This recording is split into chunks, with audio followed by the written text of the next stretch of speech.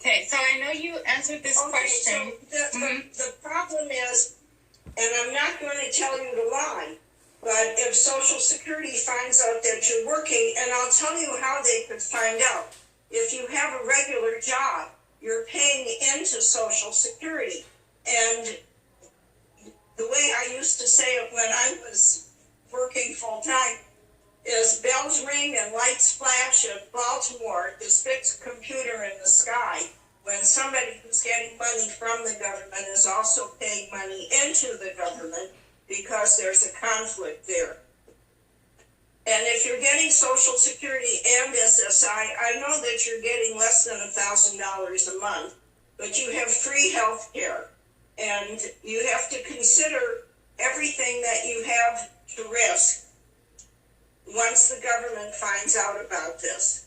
So you need to make the choice. Now, if you really can work full time, it's better for you because you'll be working and adding to your Social Security trust fund. And eventually, when you cannot work anymore, you'll be getting more money out. And it will also look better on your record that if you got well enough to work, that you went to work instead of just continuing to get the money from the system. Okay. I have another question. I get both SSI and SSDI and want to know if I can get food stamps. You cannot get food stamps because the government made a deal with Social Security in California, made a deal with food stamps that you get $10 a month more SSI and gave up. You didn't personally give up, but that gave up the right to food stamps for the SSI. Now, if there's other people in the household, like children or older parents or somebody like that, they could get food stamps. And you know, you can always apply for them because not everybody knows what they're doing. Okay. I have a question that was emailed to us. She asked, can I get disability if I am a part-time college student with physical accommodations? Yes, when you talk about disability, are you talking about Social Security, which you had to pay into to qualify, or SSI? SSI has a plan. It's called a Program to Achieve Self-Support. And they set it up, or if you're taking college courses, maybe not in portrait painting, but maybe in accounting, something where you would eventually be able to work and be self-supporting, then they would allow you to have more income and to stay eligible for SSI than they would allow otherwise. It's called the Plan to Achieve Self-Support. Okay. So what's next? The next one is, this message is for the disability attorney. Yes. Some doctors say I have lupus and some say maybe. I take Plaquenil twice a day along with aspirin per the doctor's request. I had a job that caused wrist, thumb, sprain injuries which never went away, and I cannot use a computer, mouse, or open cans or drive too long because of the pain. I also have lower back pain from compressed disc. It would be very painful to do my old retail job or get an office job. Do you think SSDI will approve me? I don't know. How old are you? How long did you work at that job? Did you get a workers' comp settlement? All of these are questions that I would have to have the answers to before I can make an educated guess. If you are over 55, it's highly likely you will win. If you're under 40, it's highly unlikely that you will win. But it depends on what kind of work you did and whether you have transferable skills or no skills or what you're still able to do. Social Security goes by something called the residual functional capacity, how much you can lift and carry, how long you can stand, or if you have a mental illness, how long you've been in treatment, whether or not you're responding to treatment, whether or not you ever work. All of these are questions that I would be happy to answer face to face because you see one question leads to another. Okay. To qualify, do you have to be severely ill? You don't have to be severely ill, but you have to be unable to work. Social Security has a 5-step process. The first step is, are you working? If you're working, then you're not disabled. Even if you used to be a brain surgeon and now you're washing dishes at the Denny's, you are not disabled because you are working and you're doing what we call substantial gainful activity. The second step, if you're not working, is do you have a severe impairment? Severe is not a medical term in this context. Severe means it interferes with your ability to do work-related activities. Work-related activities are standing and walking, lifting and carrying, things like that. The third step is if you are severely impaired and not working, can you go back to your previous job? No, do you meet the listings? Social Security has a book of impairments, of diseases, of sicknesses, of things that interfere with people working. Lupus is one of them, and I think it's at 1,400 or maybe 1,300. Then if you meet one of those and what you have, your symptoms match up exactly, and your doctor says so, then you will win your case. But if not, the next step is, do you have transferable skills from your previous work? And if so, what are those skills? And what kind of a job could you transfer those skills to? If you are not able to work a computer anymore, you can't transfer computer skills to another job. And finally, the fifth step is considering your age, education, past relevant work, skills, if you have any. Are there other jobs that you can do? And Social Security at the hearings has somebody called a vocational expert to come in and testify about that. Okay. She also asked, can a person with a health condition get burial insurance? I don't know about burial insurance. I think that's sold privately. I know when my husband died, I bought the grave next to him for myself. But when I found out the price of buying grave insurance, I decided not to do it because I thought it was, I didn't want to have that much money just sitting somewhere. Okay, when you're working while waiting to be approved, does that count towards the trial work period? Most people can afford to not work while waiting a few years to get approved. It does take about 2 years now from the application until you get a hearing decision. And if you're working during that time, you're going to lose. You're not going to be approved because the issue is, are you working? Can you work? If you can work and you are working, that's terrific, but you're not going to get any Social Security benefits. The first question is, are you working? If the answer to that is yes, then it's goodbye. Thank you very much.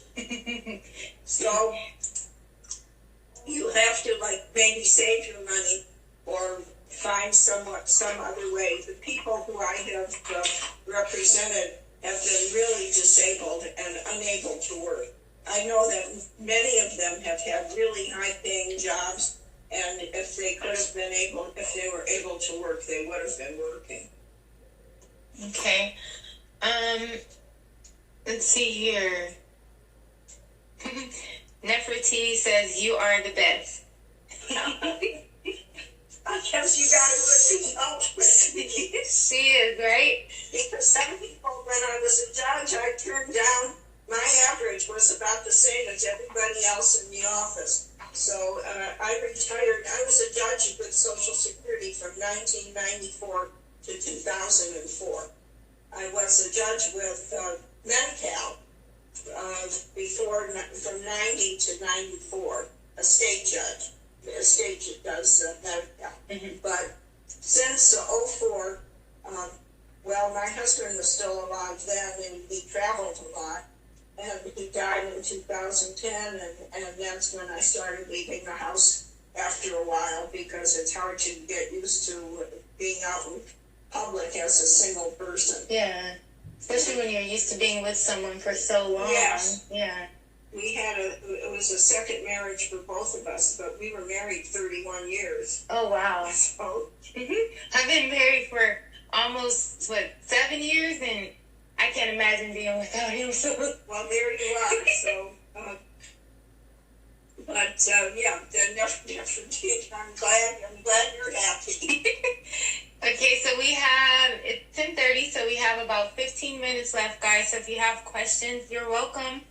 Kimberly, you're welcome. If you guys have questions and you want to submit them here, I was trying really hard to do a Facebook and a YouTube, but it's just not working out for me. So this Instagram will be what you guys can go back to. It'll be available for 24 hours. I'll try to save it and upload it so that we can keep it to view.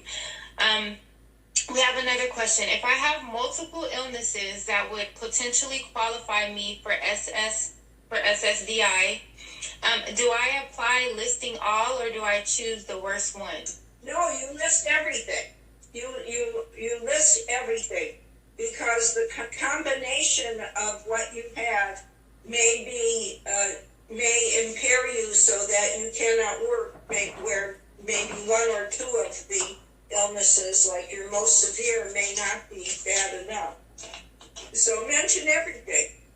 And also mention obesity. There's a new ruling as of May 20th, so that's really new.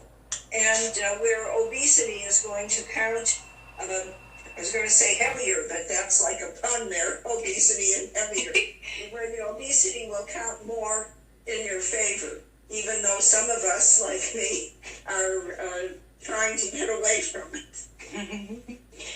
Okay. So I know that there are some additional questions that were submitted. Did we answer this one already? I have a question. I'm currently receiving Social Security, Disability, and SSI, and I'm looking into getting a part-time job because I'm trying. Okay, so we did that one. I want to emphasize on that one. If you're getting benefits, and the agency finds out that you're working, and eventually they're going to find out you're going to have an overpayment, you're going to lose your benefits, you're going to lose your health care, and it's going to be a mess. I'm cautioning you. Okay. She says her mom was recently denied SSI, but now has been diagnosed with lung cancer. Can she receive Social Security now? Social Security means somebody paid in. It could be a husband who paid in and is now dead. It could be a father or a mother who paid in and is now dead. And the survivor would apply for surviving spouse benefits or surviving adult child's benefits, depending if they meet the other requirements. Your mother now has lung cancer. Even if she worked to establish Social Security on her own, then she certainly should apply. If she has a disease or an impairment that's going to interfere with her ability to work or result in death, and is going to last for at least 12 months. And with cancer, the treatment and the responses to the treatment also count as far as going to interfere with ability to work. Because if you're taking radiation or something, that you can't work even if the disease might be under control. If you're on dialysis, for example, you're eligible for Medicare immediately. And that would also meet one of the listings, and so you would be eligible for benefits. But, it doesn't cost anything to apply. You can apply online. You can go to the Social Security office. Keep in mind, if you go to the Social Security office to make your application, that person you're talking to is evaluating you and is going to write one or two sentences, like you had trouble standing up, or you did not have any trouble standing up. You were very cheerful when you were making the report, when you were filling in the blanks on the form, or you were having trouble standing up, or when you got up to leave, you used a cane for walking. that person is going to make an assessment, and that's going to live with you forever. It's going to be part of your file. So what do you say to people that with lupus, we have good days and we have bad days? Well, then I would say that the person who is applying should say, well, this is one of my better days. I want you to know that. Or you should have seen me yesterday when I was falling, So just keep that in mind. I didn't say that to wait till you're having a bad day to go and apply, although that's not a bad idea. Right. And I know you always mention, make sure you don't go in there looking like a supermodel. Right. She said supermodel. I always say having lunch with the Queen of England. So, don't overdo it with hair and makeup and attire. Absolutely, and don't wear any jewelry, and don't have a manicure. Unless you can say, look at my nice manicure, my daughter did it for me. Yeah. So we have another question. Can a parent of a child with lupus apply for Social Security? If so, are benefits given based off the parent's contributions into Social Security? If the parent is applying, if the child has lupus, and I'm really not familiar with a child, that lupus affects children. My experience has been with middle-aged women. No, we have a couple girls that were diagnosed when they were 9. Okay, Mm-hmm. the child will not get Social Security, but will get SSI.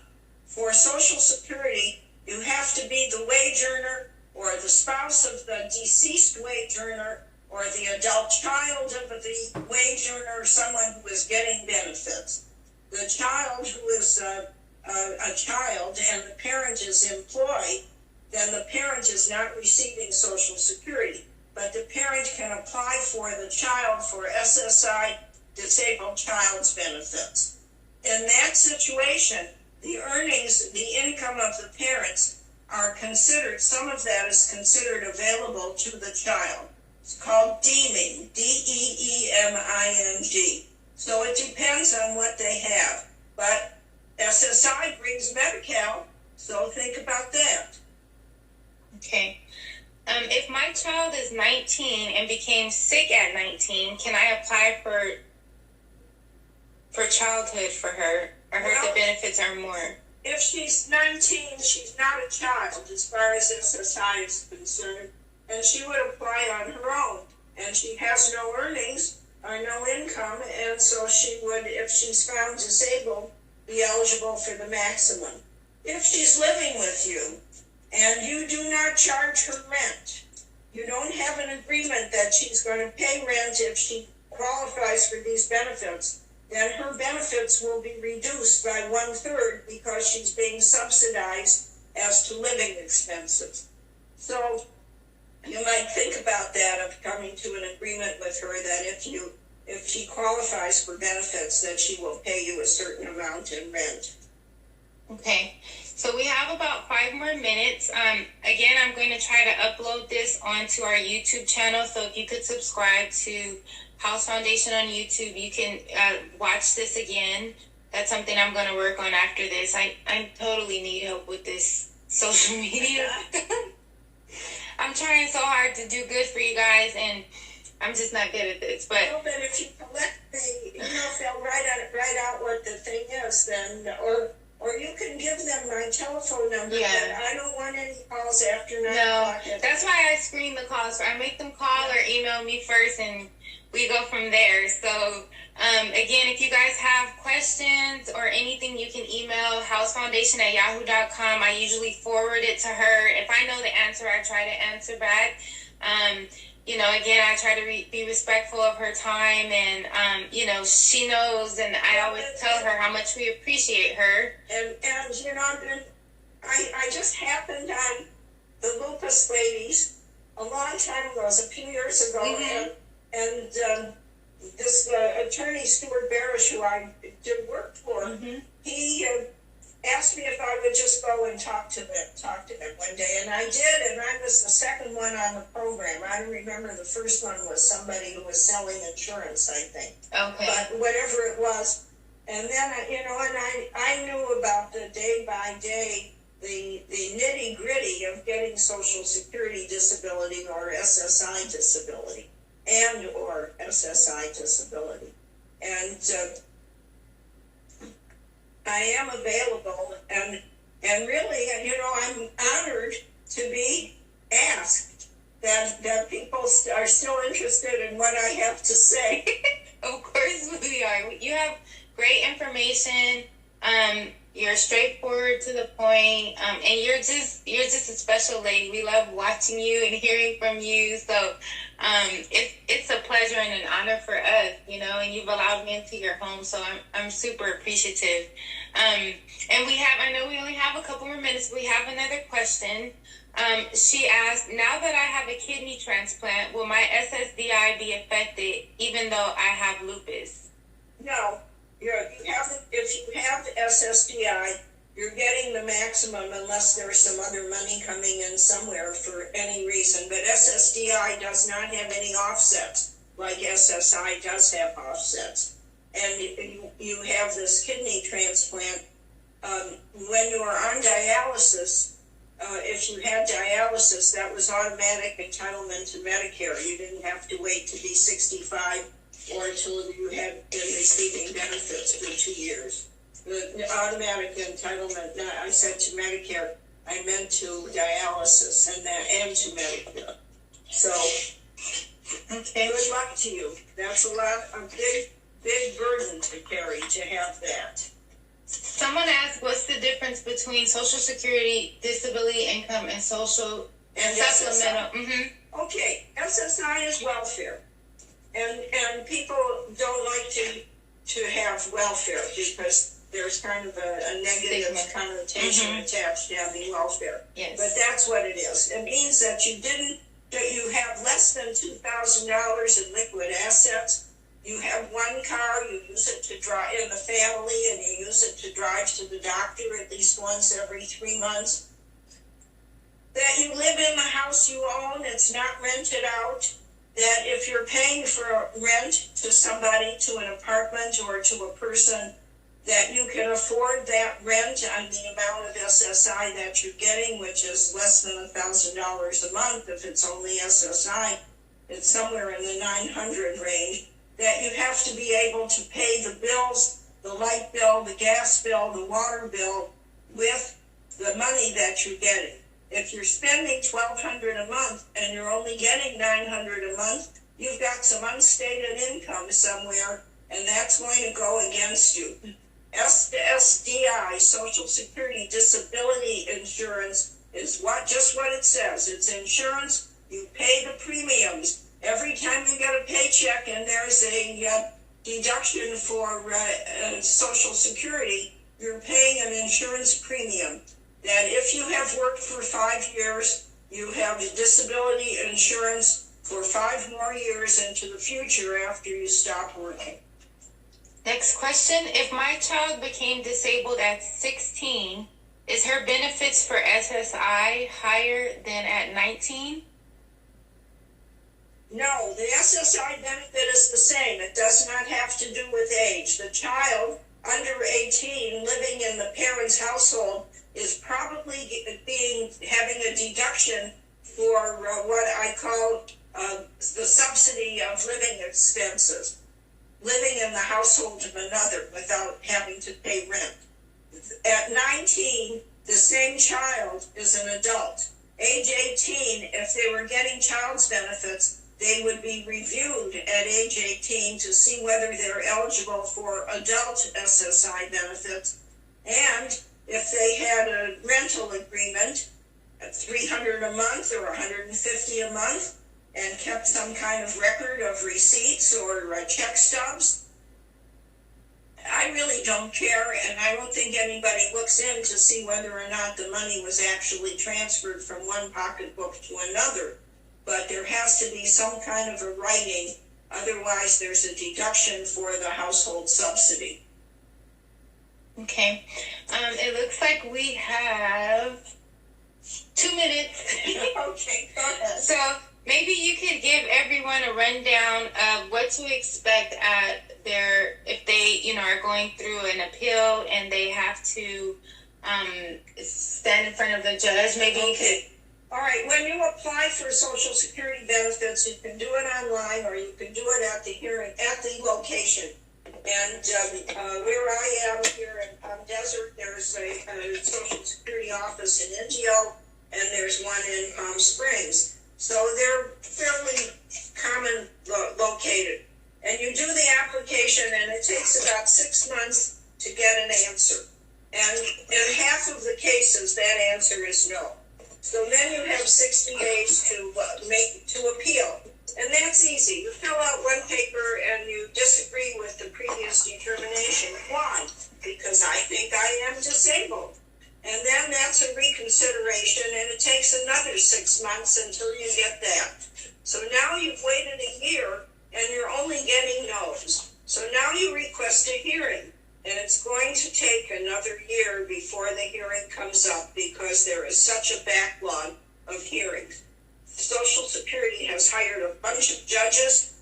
They don't even come in person sometimes. They appear on a video screen at the hearing office, and your hearing is on video instead of in person. But in some cases, it is still in person. And if you're getting a judge on video, you're not getting one from your neighborhood. You might get one from across the country, or there's a central office that they go on video from. And they'll ask you questions about when did you last work, what kind of work you did, whether you had skills, how much education you've had, why is it that you think you cannot work, are you in medical treatment, what does your doctor tell you? Are you following the doctor's instructions? Yes, I know you weigh 300 pounds. I can see you on this video, but the doctor told you to lose some weight. What's happening? Well, okay, you used to weigh 350 and you've lost 50 pounds. That's wonderful. Just keep up the good work. Do you have any problems with your back? Do you have any problems with your breathing? Heavy obesity in combination with a back problem will probably get you benefits if you're over 40 or 50 years old. And the same thing with pulmonary deficiency. If you used to smoke, if you're still smoking, you better cut that out. I don't like paying my tax money for smokers who are spending their money on cigarettes. If you quit, we're fine. So the other thing is, don't give up, because if you get to be old enough, 65 for SSI and 62 for Social Security for the first benefit, you get money that way. So you mean to tell me that you can get approved for obesity and back pain, but it's much more difficult to get approved for something like lupus? Yeah, it is, because you can't, if you have a bad back and you are very heavy, you can't lift more than, say, 10 pounds. Right. Lupus, you have to meet the criteria that... Which I think I have, or you can search too. So you hear that? If you're obese... No, the obese has to be matched with something. A musculoskeletal problem. I see. So not just obese because you just chose not to work out and eat too much. No, okay, no, got that. Combined with the musculoskeletal or the pulmonary. I see. Gotcha. I'm looking up this lupus.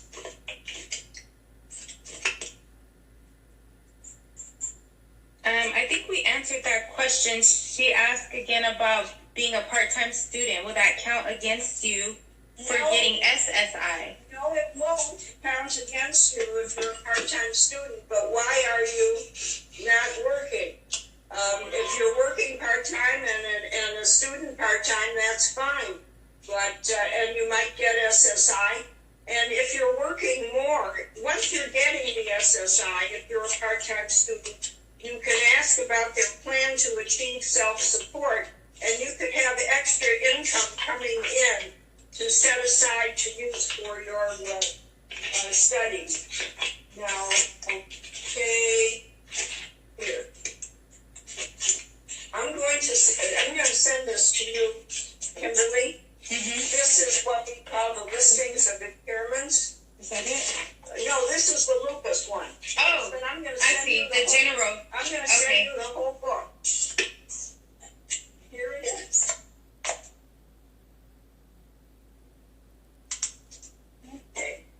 someone's asking me a question on text, but I'm afraid to click on it. On a text message, but I'm afraid to click on it because I don't know if it'll cut off this, if it'll cut this off. Okay.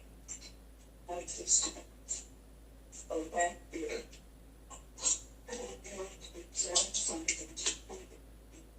It's a new message.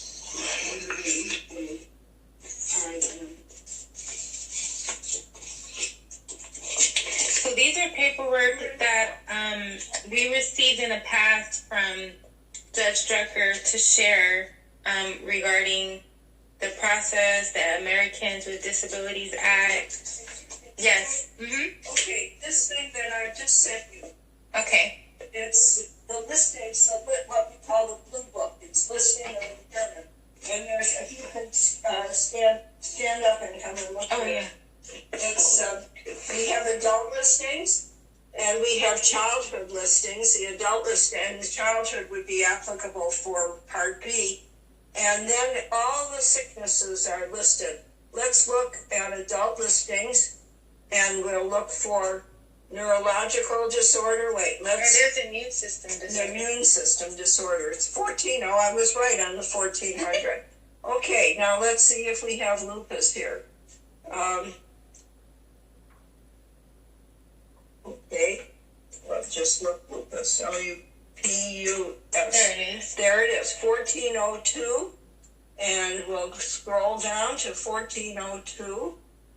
Here we are, systemic lupus erythematosus. And Kimberly, you have this now, this whole book. Okay. And here's the documentation. Okay.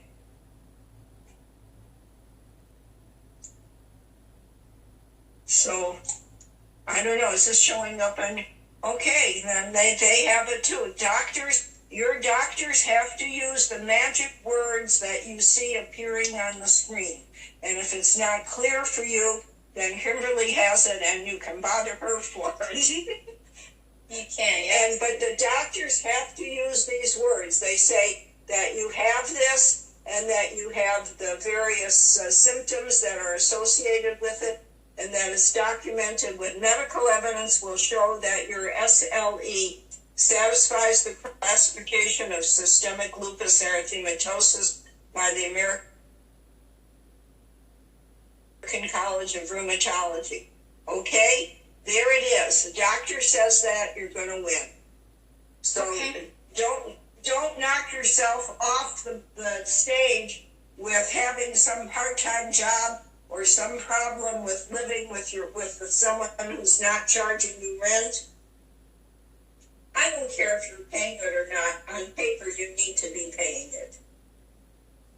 Okay. So anything else? No, it looks like that's it. I know your time is up, so if there are any more questions, I'll be sure to make sure that people can either submit them at House Foundation. I want to say something else. Mm-hmm. A lot of people say, well, I'm disabled. Why do I need a lawyer?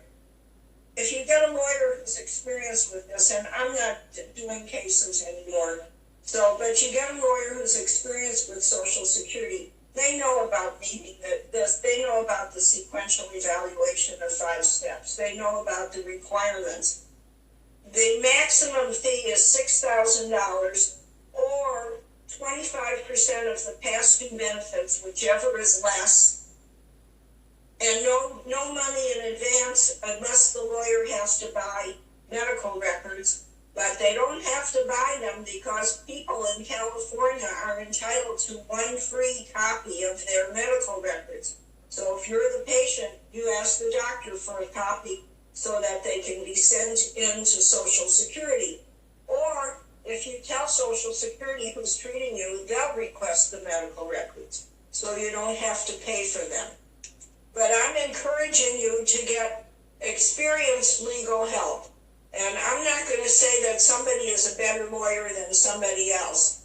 But I am going to say that if you call me, I might say, oh yes, that person has appeared before me. So then you know at least that they have experience.